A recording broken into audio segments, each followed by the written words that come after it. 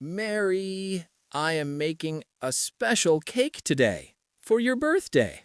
Oh, that is so sweet, John. What kind of cake? Chocolate cake. I have all the ingredients here. Great. Do you need help? No, I can do this. I am a good cook. Okay. I'm in the living room. Call me when it's ready. Sure. Dee dee dee dee dee dee dee dee.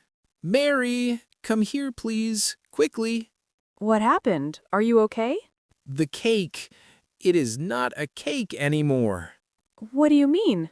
I put salt instead of sugar, and I forgot the eggs, and the oven was too hot. John, this is a rock. This is not a cake. I know.